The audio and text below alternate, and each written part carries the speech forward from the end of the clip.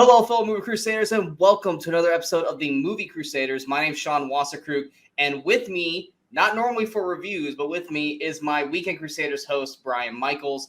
The reason why Brian's with me is we both unknowingly watched this at the exact same, I think it was like 5 minutes ahead of you. We were watching this at the exact same time, both on HBO Max, and we were both kind of texting each other throughout this film. And afterwards, I was like, this movie needs to be talked about. Like, we need to talk about this film. And we are talking about the James Wan brand new horror film, Malignant.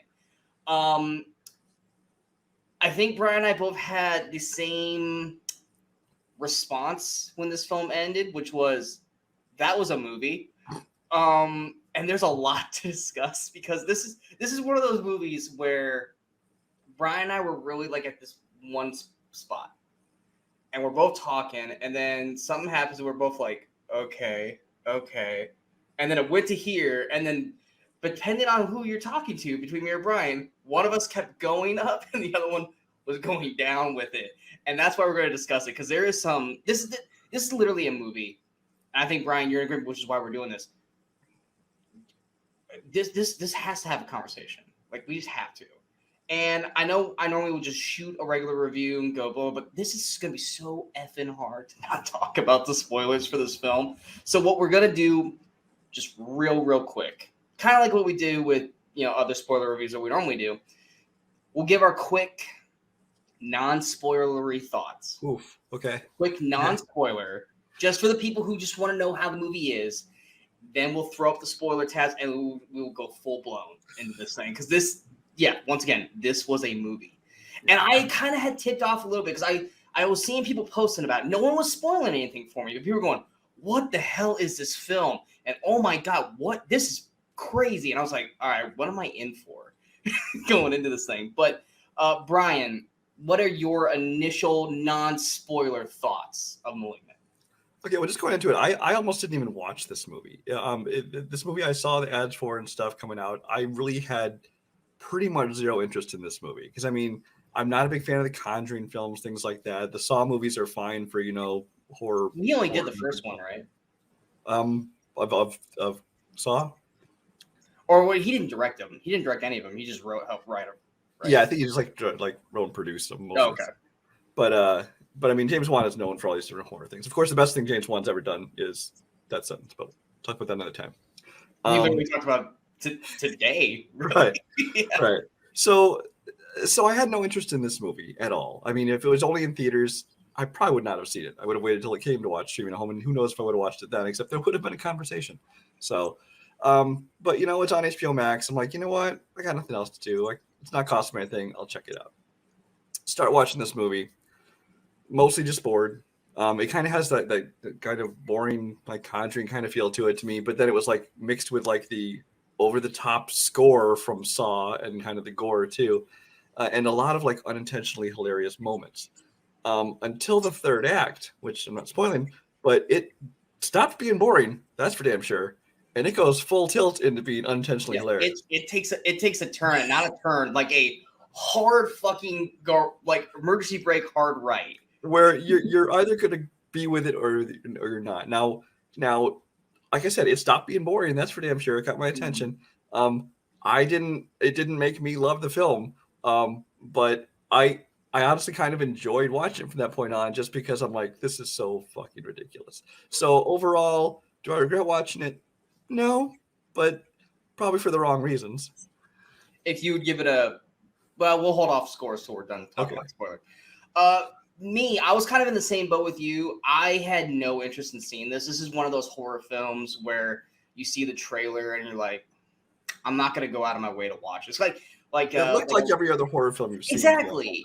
I just watched The Night House this week, and I was bored to death by that one too. I had not seen that, but you told me that your bored like doesn't make me want to see it. But like horror films like Lights Out or what was that one? Not the Boogeyman. There was one. Bye Man, yes. Where it was like the Empty Man, which turned out to be about a religious cult. It was a whole, and I was just like, okay, this looks by the numbers. But the big glaring thing that made me go, okay, maybe I need to pay attention was James Wan. Because, yes, James Wan helped write the Saw films, which That was always my big thing with Saw.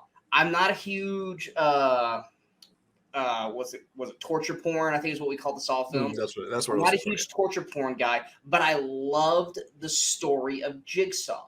And I've always said this, I would love to see a edited, remastered version of Saw that is just telling the story of Jigsaw from beginning to end. Leave out all the torture Saw scenes. I mean, you can have some that actually integrate with Jigsaw, but I loved the Tobin Bell story of Jigsaw. I just didn't care for all the torture scenes. Yeah, it's kind of, not exactly, but kind of where I thought Spiral was going to go. I thought it was going to be like kind of, that Saw, the story kind of somebody who's doing that kind of thing, but it wasn't being torture porn. It was going to be like more of a serious thing. Yeah. It wasn't, but anyway. Yeah, no, but James Wan wrote that, and I really liked that story. I was really intrigued by that story, and of course, I liked The Conjurings. I wasn't crazy about the third one. The second one was fine, not great, and I really, really liked the first one. And first one was the best. And you and I both like Aquaman, even for its flaws. We like it. I like it. We like it, but it's very flawed. Yeah. So that was the reason why I was like, all right, I really need to check this out. Now, what sold me, obviously, was, once again, it's on HBO Max. I didn't want to have to go to a theater to watch this because I personally hate going to see horror films in theaters. Especially opening if there is a movie that I will almost reserve kicking and screaming not go see a film in theaters, it's a horror film because the crowds suck. In theory, it's a great idea. Go see a horror movie, the crowd, everybody's into it, they jump at the same moment, but that's not what it is. It's but they ruin it. They obnoxious. Ruin it. Yeah, it's obnoxious and just people trying to be funny. And it's like, no, I'm not here to be entertained by you. I'm here to be entertained by the movie. And I hate watching horror films in theaters. I'll watch a comic book movie in a theater. I'll watch a comedy in a theater. I hate horror films in theaters. I love watching a horror film in my house with lights out on the couch, just watching this thing and let my world engulf into this thing and not with a bunch of people on their fucking cell phones and all that kind of crap. So it being on HBO Max was, okay, cool. I'm gonna check this out. I'm actually excited to check this out now. And yeah, this was a movie I was kind of like you. You and I were in agreement. We were kind of bored with the first, I think you and I both, you texted me at like the 40-minute mark and I was at 42 minutes. And you're like, there's not really a whole lot going on. And I was like, you're right. I'm not hating it, but I'm not like. I was like you. I had glanced when I looked at Letterboxd, but to see if anyone I knew had seen it already. I did the same thing as you. I saw a couple of like the people's reviews, which are basically just talking about how bonkers it gets. Yeah. With no spoilers. So I was like, I texted you. I was just like, I'm hoping this gets better because I'm not seeing it. So yeah, and I was the same way. I was like, I hope it gets better. And then as it starts to progress, because I was like, things were happening. I was like, I've got questions. Certain things aren't making a whole lot of sense to me. And you were like, you're ahead of me. Shut up. Don't say it. I was like, I'm not. Don't ask the questions because I'm not. I'm just saying I have questions. And then the twist, the big turn happens. And then all of a sudden, all of my questions had answers. And they made sense to me. And then I was like, all right, that checked off, that checked off, that checked off. Okay. Everything's kind of fallen into place perfectly as a puzzle piece for me on this movie. There are other things, which we're going to talk about, that kind of knock it down a little bit. But in the way that you're looking at one thing negatively, and I'm turning it into a positive. And I'm going to explain where the positive of it comes in. And I think you're going to be proud of me for this positive, flipping this fling. And maybe you'll see it differently with that mindset. Maybe if you rewatch it, you'll see it differently. This is definitely a movie kind of like Hereditary, and I know you hate Hereditary, so bear with me on this. Hereditary is, to me, a better film when you rewatch it, knowing what the events happen, because you see things and you pick up on things that you didn't pay attention to the first time through because you didn't know where the story was going. This is one of those movies, which clearly we have not seen it a second time, because we literally just finished watching it. That I feel like the second time through, you're going to start picking some shit up a little bit better. And something's going to make a little more sense, especially one main sequence about in the middle of the film that you and I were just like, why is this? Why? Kind of thing. But at the end of the day, this worked for me because James Wan and then just said, fuck it, I'm going for this. And you know what? I don't care. I don't care what you guys think. I'm gonna do something, and I'm James Wan. Who's gonna stop me? You know. And you said unintentionally funny, and here's my little flip. I think it is intentionally funny. I think James Wan is in on the joke, and you know where I see James Wan going with this? I think James Wan is doing some Sam Raimi in this, trying to make it a little more comical. I don't feel that at all. I felt they were totally trying to play this straight. I don't feel them. There are so many scenes in this movie that I'm like, the way certain characters are acting, like, or actors are acting in certain scenes, and some of the dialogue and the movements that we're going to talk about, I'm like, oh, this is so a Sam Raimi tip to the hat. One thing that popped in my head was like Drag Me to Hell, where Drag Me to Hell wasn't like Evil which is probably his most serious one. Yeah, that's what I'm saying. It's like Drag Me to Hell. It's like it's serious, but it's got that levity and kind of just like, this is just really weird. And I don't know if they're trying to be funny or not, but it's Sam Raimi and it is. That's why I feel like Malignant is that it's that Drag Me to Hell Sam Raimi kind of towing the line where it's like he knows this is ridiculous, and you're allowed to laugh at this and not look at it negatively. You can enjoy the horror and the ridiculousness of this, which we will get into. And that's why I think it works for me. It didn't work for you. But as I was watching, especially that one scene that you and I were talking about, I was watching that scene. I was like, he has to know that this looks this way. And then I'm like, maybe he knows, he gets it. Like maybe that's the point, is that he's literally like, this is so shit for like out of the word bonkers that, you know what? Let's just fucking have fun. Let's have fun with this. Let's make it so fucking crazy that everyone's gonna be talking about it, which hence why we're talking about it literally not even 15 minutes after the movie's over. Yeah, and you know me, I don't usually do a lot of these reviews, so this has to be talked about. And I personally think you're giving him. I think you're giving him a little bit too much credit in that. It's James Wan. But if that's how you took it, and then it helped you enjoy the movie more, that's great. I personally don't think that's the case, but that's just how I take it. This is one of those movies, and there's another movie that's like this. It's not a horror film, mind you. Sorry to Bother You, where the twist happens, and like you said, you're either on board or you're not. That movie, I was not on board. Yeah, I did not like that, and everyone else seemed to love it. And I think, and you and I were in this movie, was like, that. No, that's so stupid. Like that is no, I can't believe that. And in this one, for some reason, because it answered everything previously into the film, which Sorry to Bother You was just, let's just do this just to do it. And it doesn't like have breadcrumbs throughout the film, whereas this one, it does. The turn works. And I embrace the ridiculousness of it. I'm not saying that the certain things work in all of it, but I embraced it more than turned against it like you did. So in terms of a borderline review, this is, if you're a horror fan. If you're not a horror fan, don't watch this film. Don't. This is not, we're not trying to talk you guys into seeing this film. Oh yeah. If you're a horror fan, you need to kind of toe the line with this. You need to be prepared for some crazy shit and some ridiculous shit. And like I said, in terms of me and Brian, the unintentionally, in his eyes, humor did not work for him. It worked for me because I went the Sam Raimi route with it. But had I not gone that route, I'd probably be on the side of the fence that you're at. But you also think that turned me against it. That actually almost made me more interested in the movie. I honestly upped my review a half star after it hit that point. So I'm like, at least it makes it interesting. Yeah, you know, this is definitely a movie that you can say it lives and dies on the twist. Okay.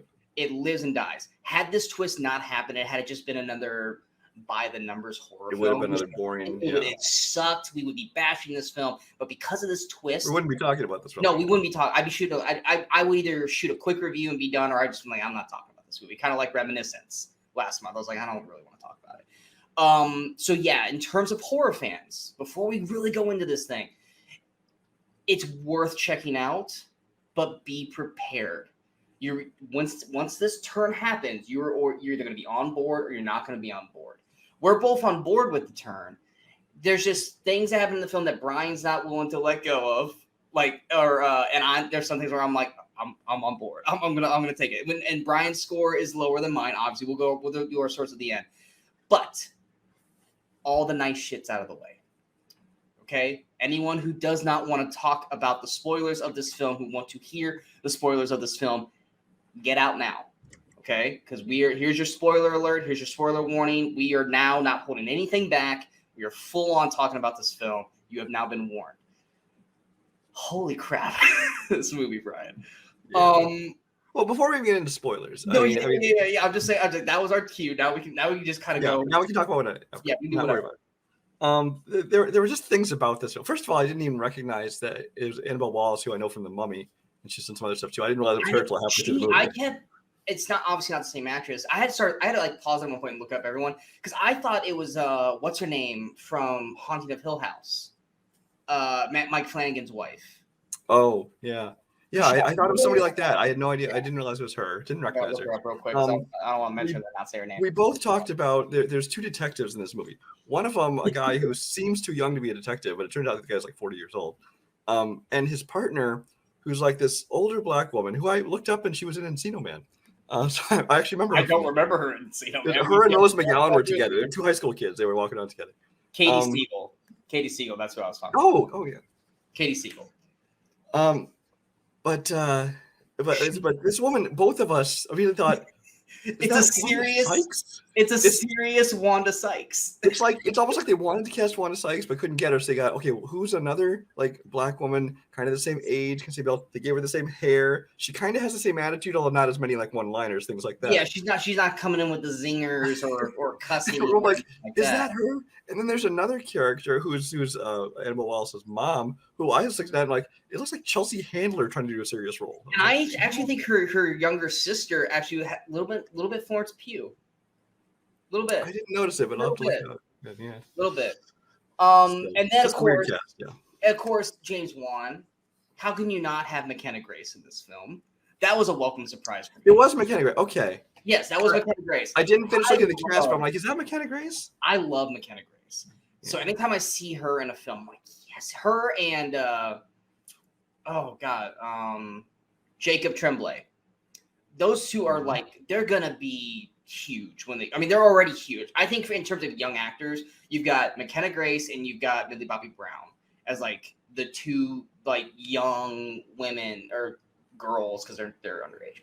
And like going to be rising up, they're going to be huge. And then you got, Tremblay and you got kind of basically the rest of the Stranger Things kids like Finn Wolfhard and and the It cast. Like those, like they're like the McKenna Grace and Millie Bobby Brown to me are like the top two. And like anytime I see McKenna Grace, I'm like, yes. And I was so happy to see her. And I was like, of course she's in this.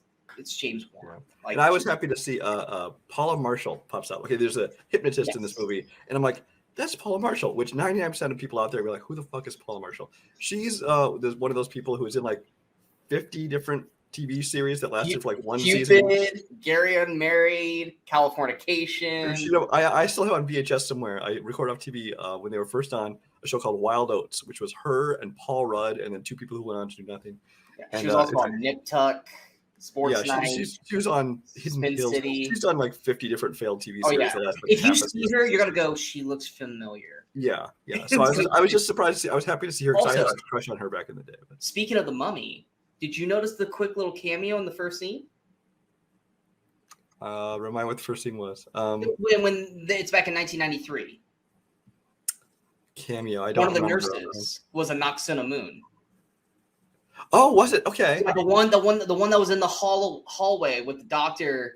When I caught a glimpse of her and just the way she looked at her face at a certain point, I thought she was the I forgot her name now. She was in New Mutants. I thought that was her, like the woman who's running the place in New Mutants, but it wasn't. Oh no, that's Patricia Velasquez, who plays an Noxina Moon in 1999's The Mummy, because she popped in. I was like, oh, she's gotta have a big part. It's like the only that's the only thing she's in. So for Mummy fans of Tom Cruise's Mummy and Brendan Fraser's Mummy, you get two Mummy people in this film.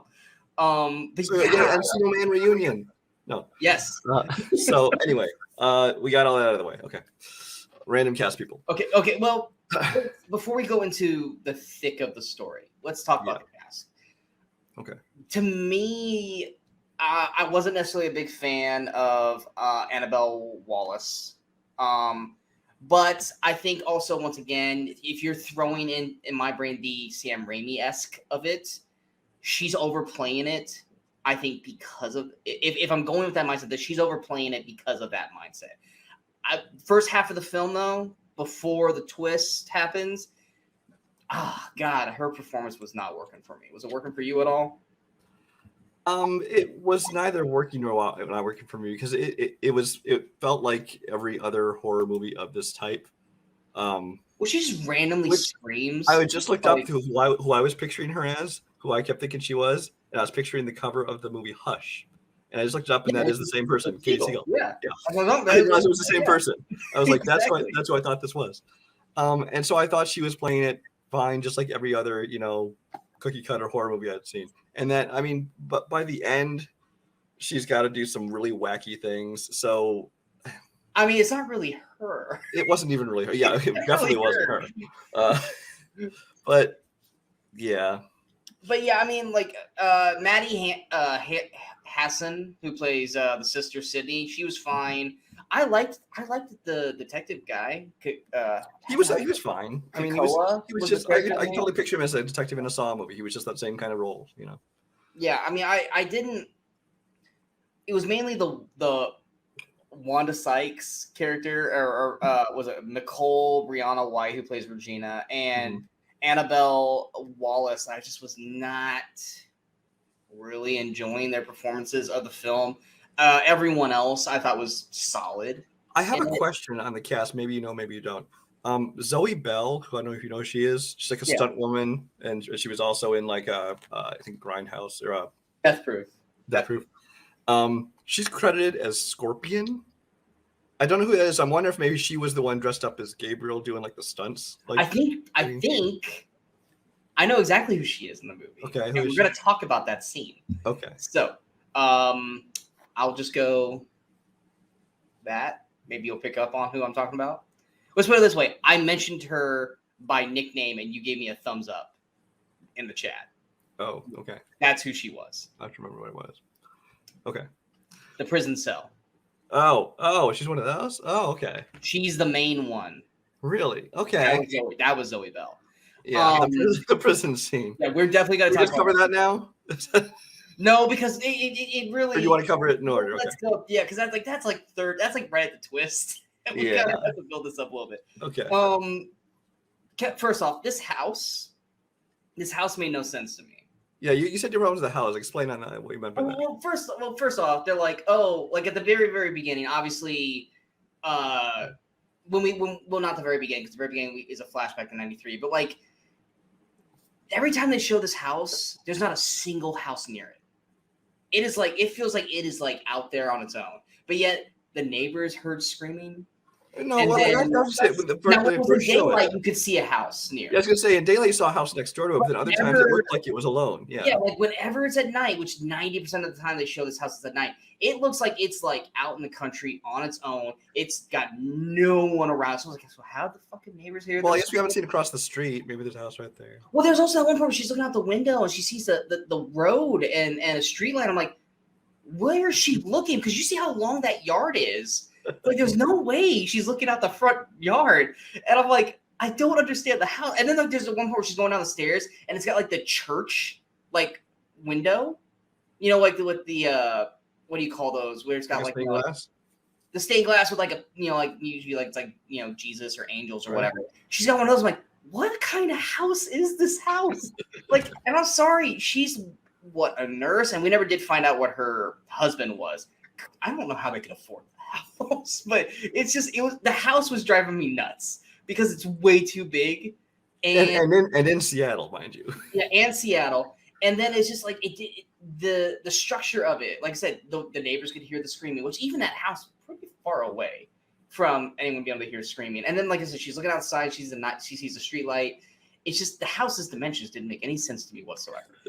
But like I said, it's a nitpick, but it was eating at me throughout the film. The house was eating at me. Obviously, the very, very beginning of the movie. We go back to 1993. We get this introduction to this doctor, Florence Weaver, played by Jacqueline McKenzie. and she's talking about this person. Now, throughout the whole film, or throughout at least the beginning, we're thinking she's talking about, this adult patient. Everything's going haywire and crazy, kind of very Stranger Things 11 kind of thing. Would you agree? That bonkers crazy. It is. First of all, I thought that started it off already feeling kind of goofy. I'm watching the scene going, okay, they're really over. Oh, it's because the tag that ends the scene is like, really? Yeah, I mean, it came across very goofy. And actually, going into that scene, I thought that main doctor who was talking about it, I thought that was the main character. I thought that was Annabelle Wallis's character, which I got very confused for a while until I realized that, oh wait, that wasn't her. And, well, there was so many, my brain was racing throughout this film trying to figure out what was going on, because obviously someone's going crazy and they're affecting the lives, and they say the thing like they're drinking the electricity. It's like they're drinking the electricity, which I was like, well, that's different. And then, of course, bloody massacre. I mean, like the scene from the opening scene of Jurassic Park where the velociraptors just pulling people in and shit. And the doctor shoots a trank at the patient. You see that the patient is, well, it looks like a boy because they have blue socks and stuff. And you see this weird thing behind a curtain. And then you get the horrifically delivered line, "It's time to cut out the cancer." You could have had explosions behind her and go, wow, kind of thing. But then you get the weird opening where you're like, I don't understand. Like, obviously, if you pause it, you could probably like read and like see exactly what's going on. And then we jump to present day, and we got Annabelle Wallis pregnant. Her boyfriend, her husband, Derek, played by Jake Abel, who I know from Supernatural. Because I was like, where do I know this guy? That's right. That's the other place I knew him. Because I was trying to figure out where I knew him from, and I realized I knew him from the Percy Jackson movies. I forgot about Supernatural. He's Adam Winchester, a.k.a. Michael in Supernatural. He's a dick. No one likes that character. But anyway. And, of course, he's a dick in this film. And it was one of those things where it was like such a drastic character change. Like, he's like, which that's where it was just like, I'm not sure where the tone of this film's going. Because it's like he goes, like, she's like, "Don't touch my stomach," or whatever, because he makes a horrible like comment about miscarriage to her, which I'm just like, damn, bro. Like, okay. And then he just full on. Like, how many times you let my babies die inside you or something? Yeah, like that? he's like, I can't keep doing this. And it's to be fair, she did turn off his UFC match. I mean, come on. Yeah, well, it was MMA. It wasn't UFC. You don't want them to get sued. You're right. It was an MMA fight. And but it'd be one thing, because they're saying that he's a drunk in the film. It's like, it'd be one thing if he was drinking at that point, but it didn't look like he was drinking. So for him didn't even say, "I've stopped drinking and I'm trying to change." So he wasn't drunk at that time. No. So like for him to go to that kind of to an 11 that quickly, I was like, is he the kid at the beginning of the film that he went to that route? Like that's where I was going, because he basically just attacks her verbally with that miscarriage. I was like, damn, bro. Like, calm down. And then she, of course, retaliates angrily at him. And he full on just body checks her into the wall. And he's like, oh, it was an accident. I was like, how is that an accident? What's funny is he slams her against the wall. She comes down. There's like blood on the wall and everything. No, like, there wasn't blood. No, there wasn't blood there yet. No. Yeah. No, but she slams into the wall real hard. Yeah. She slumps to the ground. He's like, "I'll get you some ice." I'm like, I think we're beyond ice here, buddy. Yeah. And then she locks the door, and then you start seeing the blood. And my whole thing is like, I swear to God, this baby survives this whole thing. I'm calling bullshit. Because, like, I love how, like, pregnant women, if they... Well, I was sure it was going to turn out to be like her unborn child spirit was the killer or something like that. Well, that's what I thought we were going with, too. But there's, like, that's always one cliche in films that always irks me, is, like, a pregnant lady could fall down a bunch of stairs in an action film, be totally okay. Another girl could have the wind blown at her, and she trips and falls, 2 feet. And she loses the baby. Mm-hmm. And I'm just like, she got full on body checked into this wall to the point where it left up like a dent in the wall. And I was like, she seems okay until she starts bleeding. And it's just like, she's a nurse, doesn't take care of it at all. She's just like, I'm going to go lay down. And then she got blood on her pillow. She was like, take care of yourself. What are you doing? You're pregnant. You're pregnant. You made your head trauma and you're just going to sleep it off? Yeah, I was just like, this makes no sense. And the worst thing to do is go to sleep when you got a head trauma. Exactly. That also makes no flipping sense. Which is why I thought they were going somewhere with that, maybe. Like she's... Yeah. This is all a dream world or something. So we get the first introduction to Gabriel. he basically shows up and attacks and kills Derek. Mhm. And it's one of those things where I really liked the way they did it. You know, you had like the cute sitting on the couch, and I thought they were gonna do the cliche thing where he turned off the light, or he turned on the light, and he wasn't there, and I was expecting to turn off the light, turn it back on, because we've seen that become a thing in horror films. Mhm. Luckily, they didn't do that. But I like how like you see the couch rise up as you see, you know, that he's getting up, kind of thing. And then of course, like in other horror films, we don't see the actual kill, which I was like, oh crap, is this PG-13? And then I was like, oh, no, it's not, because we get plenty of that later. But what were you Here's gonna my, say? my problem with that scene is that, I mean, obviously at this point we don't know that. Yes, it doesn't But make a whole lot of sense based off of what we. it doesn't make sense when you find out there's nothing supernatural about it.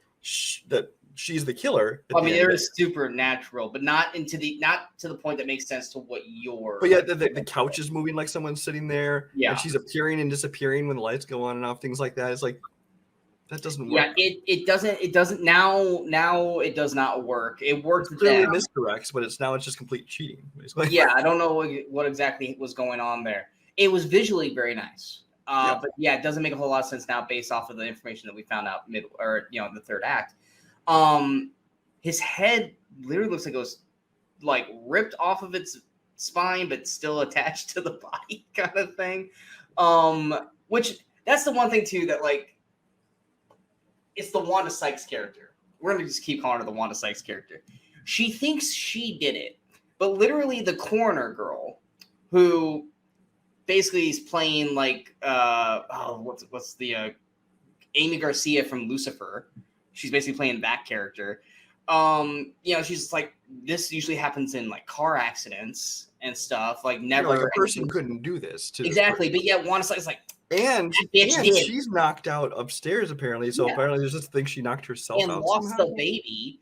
In the process, and she's like, that bitch did it. There's motive. I'm like, how did she do it then? Show me how she did that. Because they also said that she had to be the killer had to be hanging because it was inverted and all that, which that actually, once again, question that got answered later down the road. But it's one of those things where it's like, okay, Wanda Sykes detective, how the hell did she pull it off that? Explain to me how she's the killer. Because no, she's like, what, 120 maybe soaking wet. And it's like, there's no way she has the force to do that to her husband. But of course, you have to have the whole, well, she's the killer. And it's like, no, she's fucking not. Well, I don't think the male detective had any thought process of like, no, she's 100% not the killer. My question is, why did she, in theory, attack herself then? I mean, upside down choke wounds and things like that. But why did she even knock herself out? Well, yeah, I mean, she's got to. I mean, you could say that she was trying to make the scene look like she was a victim and stuff like that. But once again, she still couldn't. But Gabriel had no problem with her getting blamed for everything at any other point before or after this. Exactly.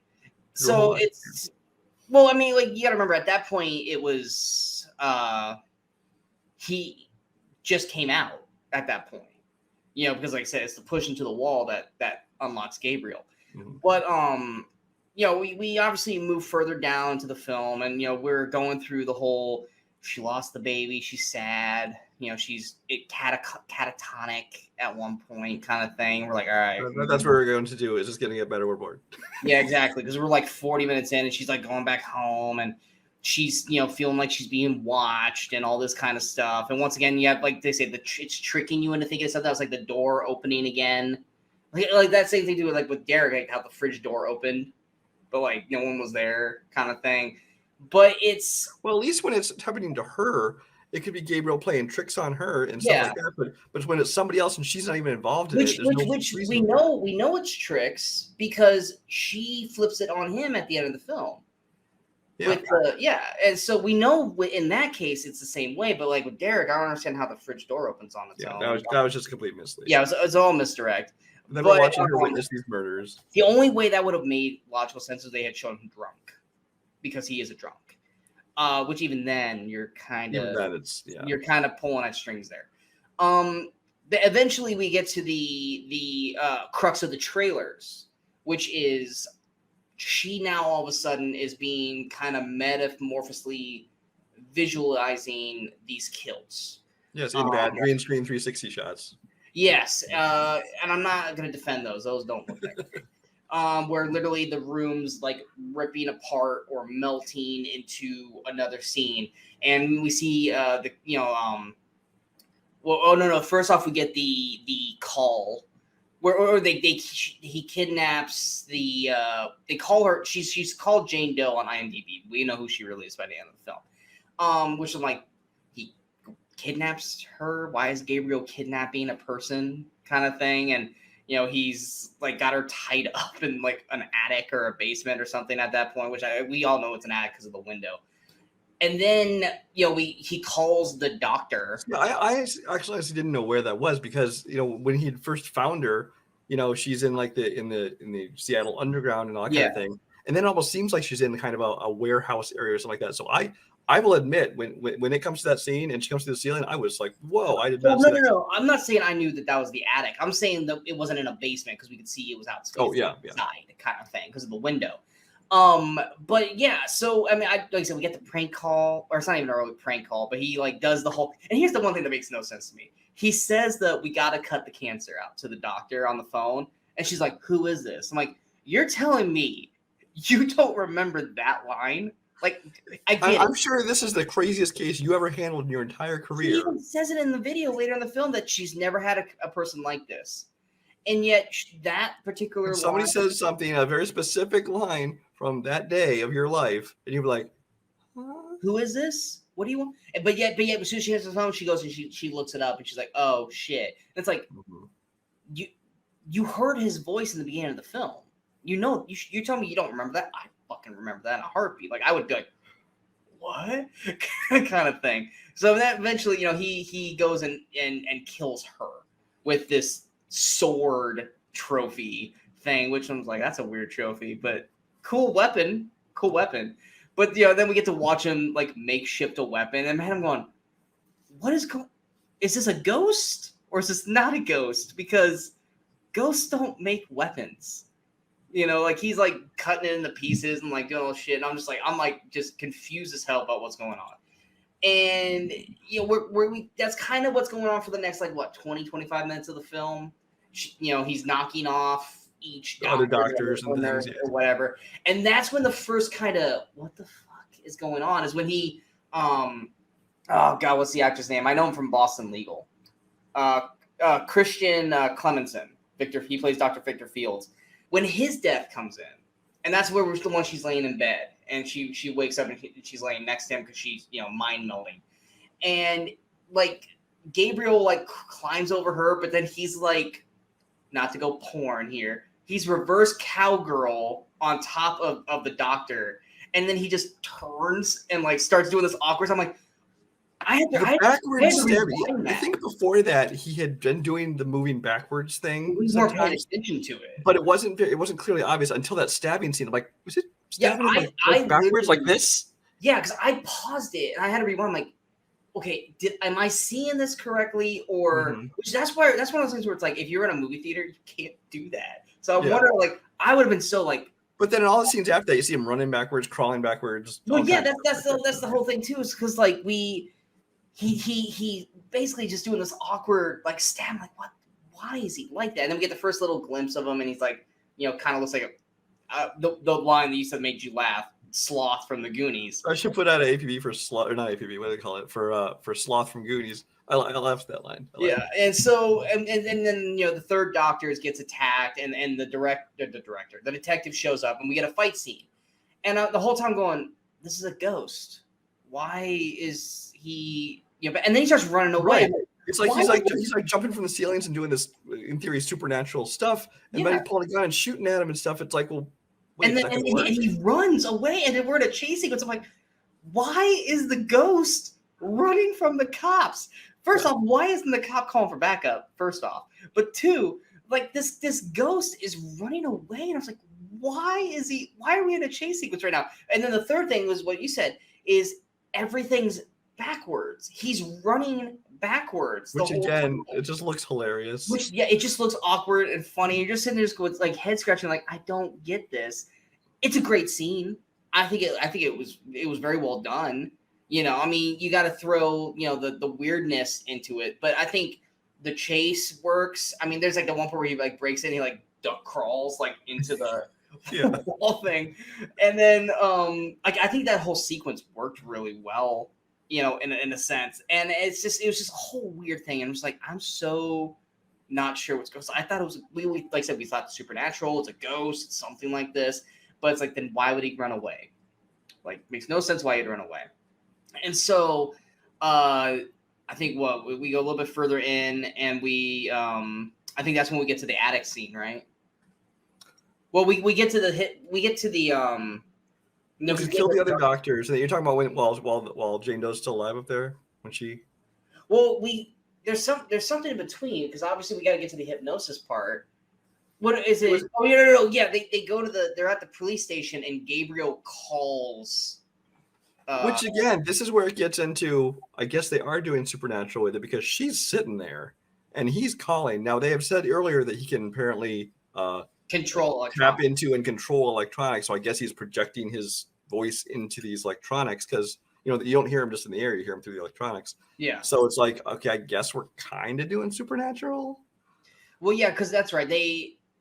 They're brought into the situation because they know, or not the sister's just kind of tagging along, but because I'm blanking on Annabelle's name. Madison knows that the second doc died, and so they're kind of thrown into this whole situation. But yes, we get the first phone call, and he calls Madison Emily May, and then she immediately says Gabriel, and we're like, oh crap, okay, well she knows him. How the hell does this happen?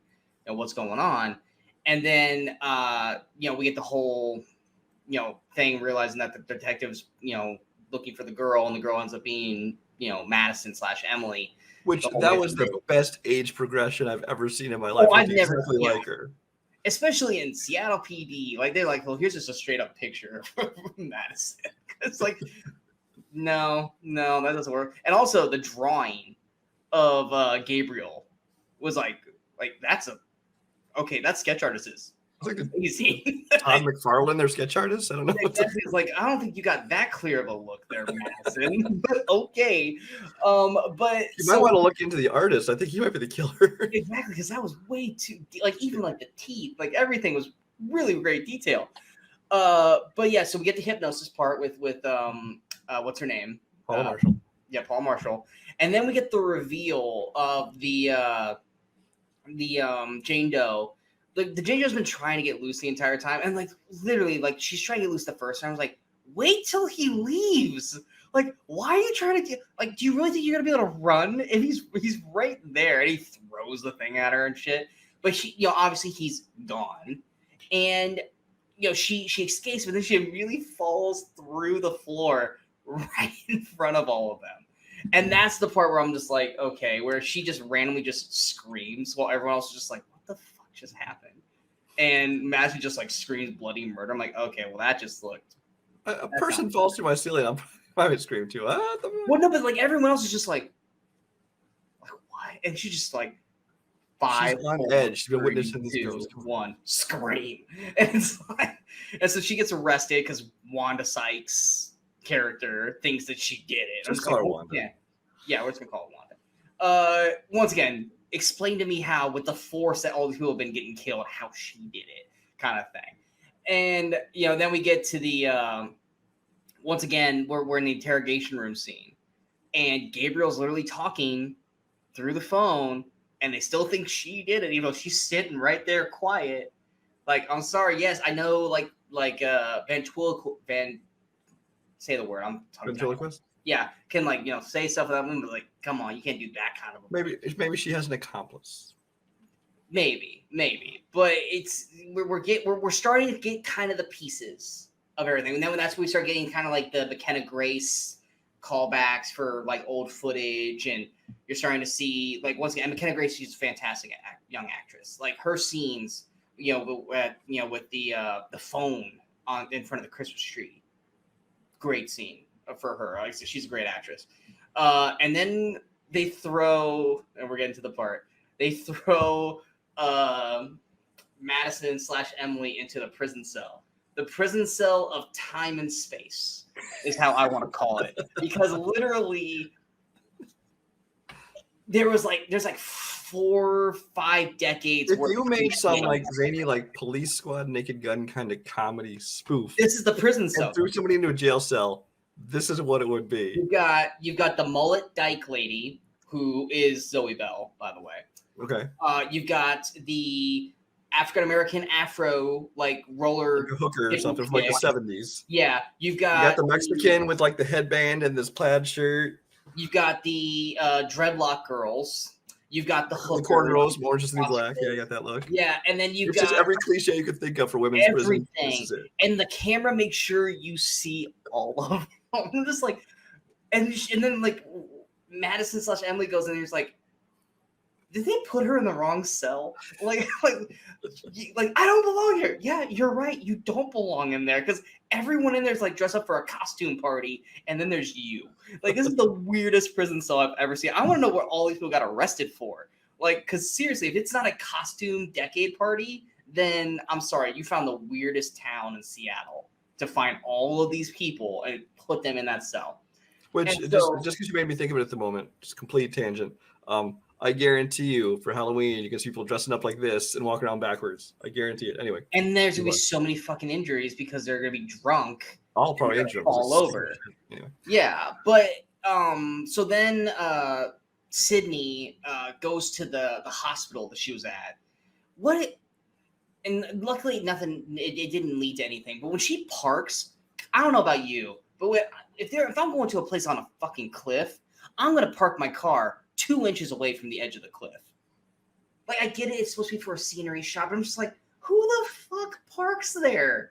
Like, she pulled like all the way up. If she accidentally starts the car and hits drive instead of reverse, she's dead. Like, that is how close she parks to the edge of that fucking place. And she goes into the scary build. Once again, why did she not bring the all by herself? With her? Yeah, why did she not bring the detective with her? But you know, she walks into this giant blade. I'm surprised there's no like. This is huge. It's like a fucking castle. Exactly, it's freaking like Hogwarts for the insane. It was a cool looking place actually. It looks great, but it's like, how is there not like druggies or homeless people just in there? And she just walks in freely and she starts pulling everything out about her sister. And I'm just like, just take the fucking box with you, which she eventually did. And that's when we start to get. Which I'm pretty sure when a hospital closes down, they take their files somewhere. I'm pretty sure they do too. I'm pretty positive. But or they at least store them someplace. You don't leave because like that's leaving a whole bunch of shit. And this is when we get the gigantic reveal. And I remember because I said I was like 2 or 3 minutes ahead of you, and I sent you a picture, or I sent you a tickle. Oh, you said it was something like what? Oh shit! Because you get this reveal, like you're watching an old tape, and you see that her mother is alive. It said her mother died during childbirth. You see that her mother's alive, and at that point you connect dots. That's who Jane Doe is. Jane Doe is her biological. Which I kind of suspected actually early on. Exactly. Like once you got to the point where like, okay, this is clearly going to be the mom. Once you found out she was adopted, and it's like, okay, this is the mom. But then you get a video where she's talking to McKenna Grace, aka Young Emily, and you're like, oh, we injected him to put him to sleep. That's probably why you're feeling a little tired too. You know, okay, this is what's going on, blah, blah, blah. I'm like, okay, we're going to wake him up. And they're like, okay, we're about ready to do this. Get ready. And the camera starts to pan. You're like, how do you wake him up if she's there? And then you get the big fucking reveal that like her whole back is a fucking like, like this creature like attached to the back, like basically it's like her unborn conjoined twin kind of thing. It's like fucking Sorcerer's Stone, like Voldemort coming out of the back of Professor Quill's head, but it's also got like little like T-Rex arms and like rib cage stuff, and you're just like literally I was like, holy shit. Like, what is if it had been on the front, it would have been Quado from Total Recall going, like, yes, it totally was. I was like, at that point, the movie was like, that was the mic drop moment. It was like, that was the moment where I went from this to, what the fuck? I literally, like, I was the same way. I was like, okay. I was like, Brian! So he sent me, oh shit. I sent him a gif of somebody just like laughing their ass off. Chris Evans just losing his shit kind of thing. And so then they describe what they did, and that's part of the opening credits is literally the surgery with like, oh, we cut off its arms and then we pushed what was left inside of her. I was like, yeah, we couldn't take the whole thing out because it would like kill her too or something. So we cut off what we could and just shoved the rest into her head. I was like, I don't really want to. But it's like, how does her back look? Like, does she look normal? It's because that doesn't seem like she looked normal, kind of thing. But basically, what we find out, and like I said, this is when all the questions that I had started to get checked off. He got awakened because of when Derek pushed her head against the wall, it cracked her skull, which is where his face is, and it breaks out. And he's been eating her babies and making himself more powerful, which I'm like, didn't realize that was a thing, but okay. And it's still Supernatural-esque, but then it's just like, oh, he's been controlling her the entire time. And that's when we get the prison cell scene, where basically she gets attacked by Zoe Bell, and she goes full on like ripping my face off kind of scene, where she bends down and basically pulls the back of her head open and the face comes out, and she just rips apart every girl in backwards, that scene. Backwards the whole time. Which once again, that's the beginning of it. That's once again, we're like, oh, we're going full backwards from here on out, folks. That's why everything's happened. So like, all of a sudden, like my brain's going, okay. Now all this starts to make fucking sense now. Yeah, she's cracking bones. She's killing people. Yeah, she's squishing head and eyeballs are popping out. She literally did a MacGruber, like she did a throat rip. And then of course, she breaks out of the prison, and we get the part that Brian and was like, oh my god, this is horrible CG.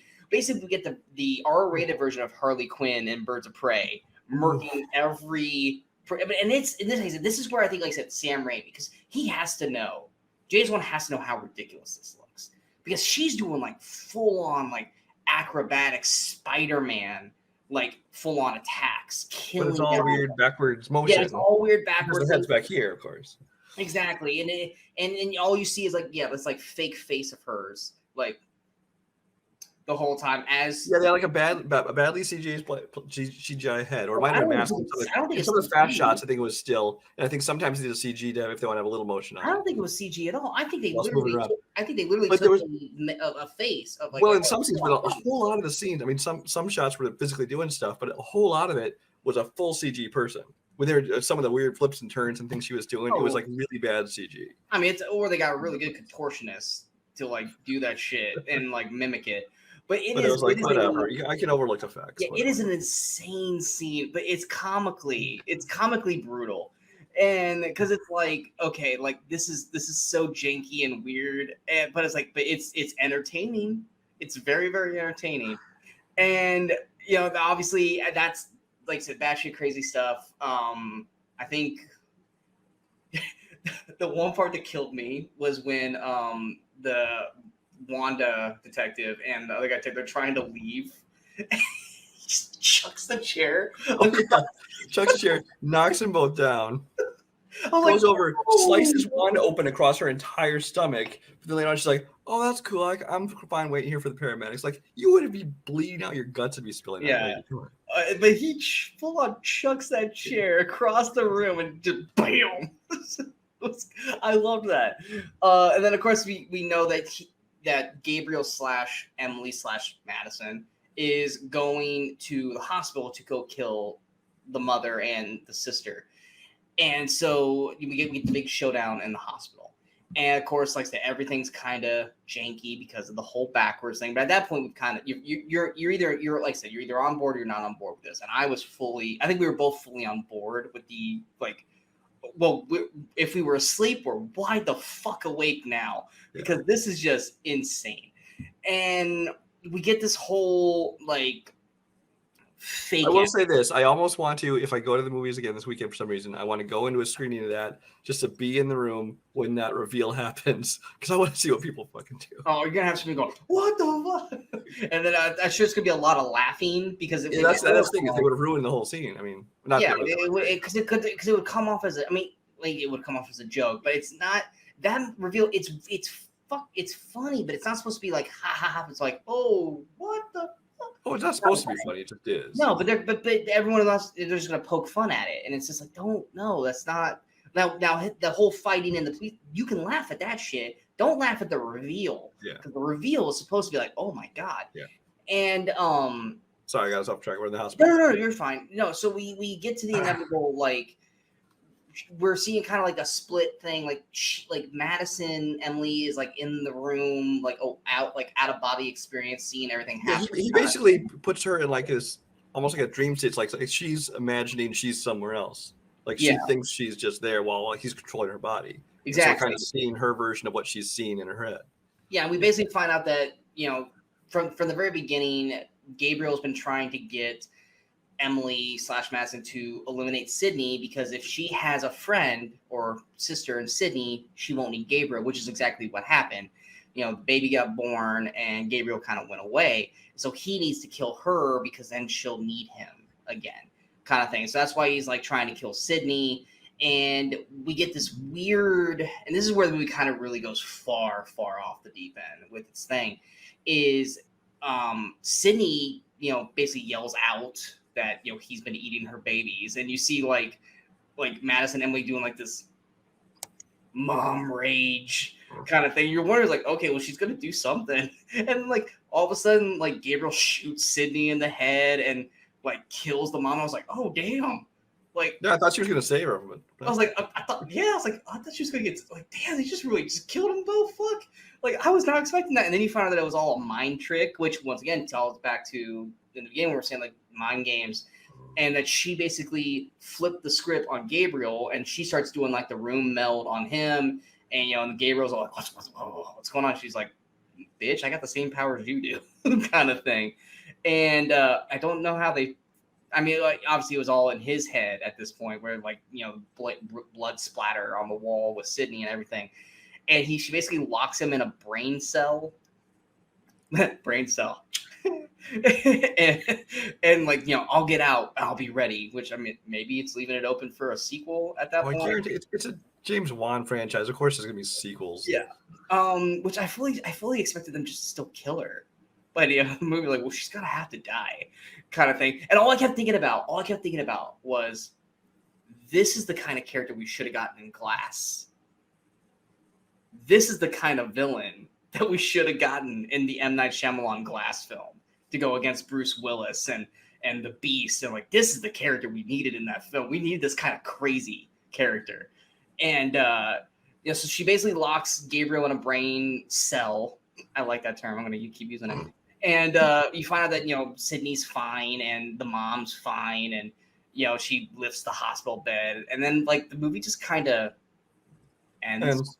It's just like, did she get arrested? Like, does she get arrested? Because technically she did kill, like, 50 people, and, like, it was technically her. Like, how are you going to fit that in court? Oh, it was her parasitic twin who killed everybody, not her.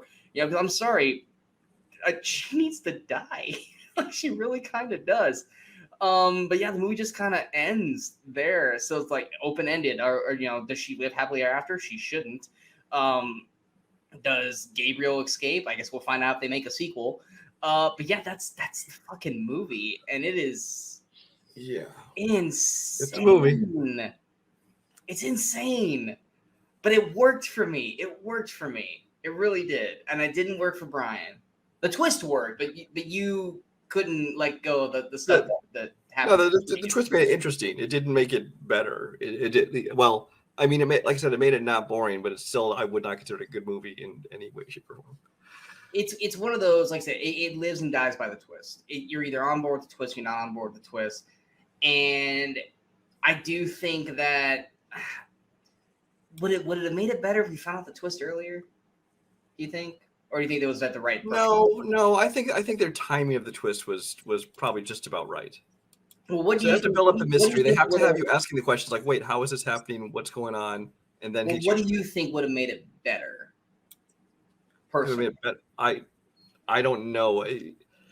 I almost think a movie like this needed to have a different tone to it. I think that it almost needed to make its humor if that's what they were going for, Sam Raimi-esque, more obvious in the tone of the rest of the film.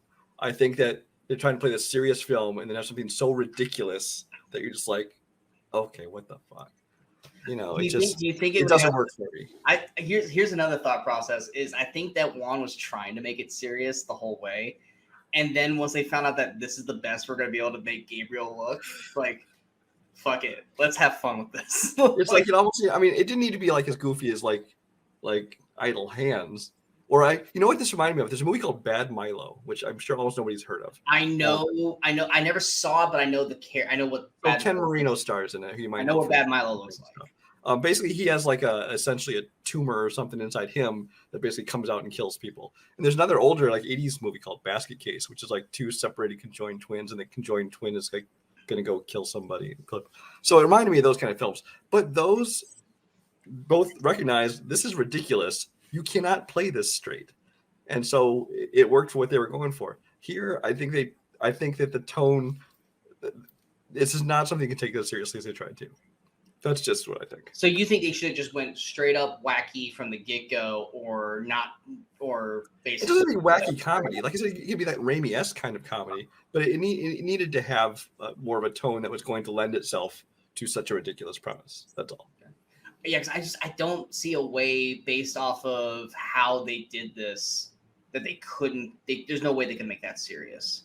Like I think they made it as serious as they could make it. Yeah. But the way the movements were, and especially once you had like fake Madison face and stuff, like there's no way that you're not going to get laughs out of the theater, because it's even just the sloth face was ridiculous enough. So well, yeah, I mean it's uncomfortable.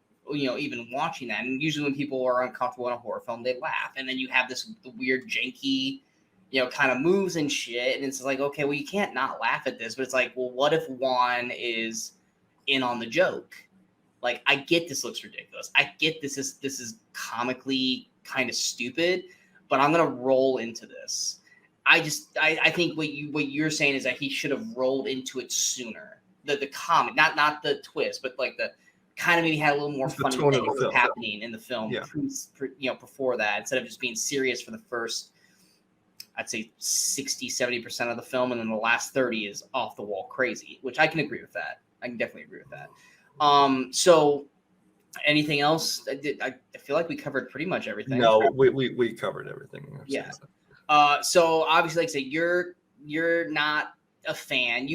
I think you appreciate the twist, but like I said, the tone is off. So like, what would you get the score?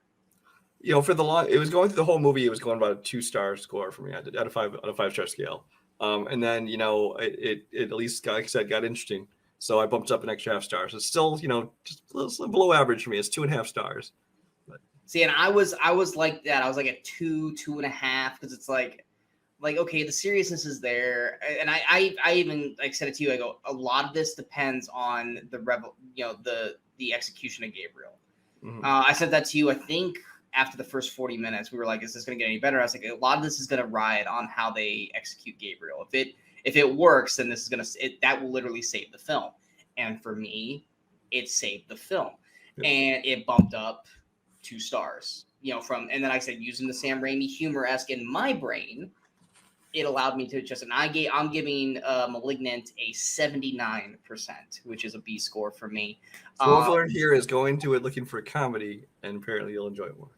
No, I'm not saying going full on comedy. I'm saying look, toe that line. You're going to get some ridiculous shit, and you kind of just have to embrace it. Kind of like I said, you have to either be on board with the twist, or it's going to be like, this is the most stupidest thing I've ever seen. Mm-hmm. And if you can embrace the twist, I think you'll be fine.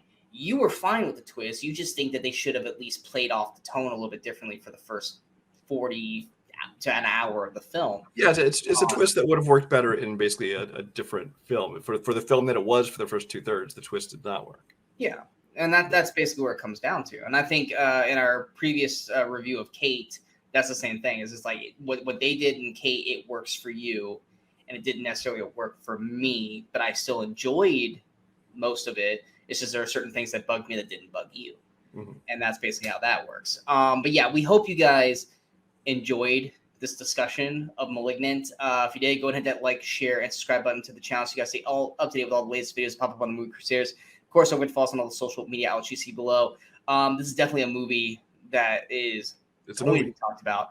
When we get to the year end, this will definitely be on most surprising for me, because not because it's like more surprising is like, oh my God, it's so amazing, but it's like, we were not expecting this. Like, I don't think if you would come up to me and go, oh, I totally knew it was going to be that, you're a fucking liar. That, or you already heard about things before. Yeah, exactly. You got teased. It's kind of like someone watching Sixth Sense for the very first time. Go, oh, I knew he was a ghost the entire time. Shut up. No, you didn't. But it's this is definitely going to be on my most surprising list at the end of the year, because I just was not prepared for the movie that we got. But yeah, so 79% for me, 2.5 stars for Brian. Next week we've got man, we had the list when we did our Weekend Crusaders show. Now I can't remember. I think the only theatrical movie is Cop Shop coming out. Yeah, Cop Shop, which I actually the more and more I keep seeing trailers for, the more and more I want to see it. But I don't know if I'm going to get it in my area, so I don't know if I'm going to be able to see it. Yeah, I actually saw it. It's decent. Bad Candy is supposed to hit next Tuesday now, apparently on VOD. Oh, so maybe we'll have seen that. I don't know if we'll do a review of it, but that's what I want to check out. So. Hey, if it's got a good enough of a twist like this, we might. Maybe, who knows? And then next week, let's see, what is next week? Jeremy Hansen. 17th. Oh, the 17th. Oh yeah, Cry Macho, and then The Eyes of Tammy Faye. That's right. Which I am not seeing either one of those. Brian might see Tammy Faye. I'll see Tammy Faye. I don't do reviews though. We're definitely not doing Cry Macho. And I will definitely not be doing a review of Tammy Faye, and Brian doesn't like doing reviews unless he's with me. But he does do written reviews on Letterboxd. Unless Tammy Faye opens up the back of her head. We're going to talk about that. I mean, she probably might D off her jaws, because that's the always thing that creeps me out about that trailer is like her jaws are like this in like the first half of the trailer, and then like by the end of the trailer she looks like Jessica Chastain. Like, it just makes no sense to me. Anyway, we will definitely be back next week with the latest episode of the Weekend Crusaders, where Brian and I will talk about the 5 movies that came out during that weekend. It is a great list. Brian, you've already watched all the movies. I am like halfway. I'm a week and a half ahead for the first time. Yeah, see, the problem is when you get ahead, then you're like, crap, I can't remember the movie. I've been taking notes. Oh, you're taking notes? Okay, cool. But yes, it is going to be a great show. So we, Brian and myself, we will see you guys here next week for the Weekend Crusaders. Check it out. It is going to be a very fun 4 great movies, and a stinker that we're probably going to rip apart, where it has a twist unlike this, where it did not work. But until next time, in case we don't see you guys, good morning, good afternoon, and good night, Movie Crusaders. You're still here? It's over. Go home.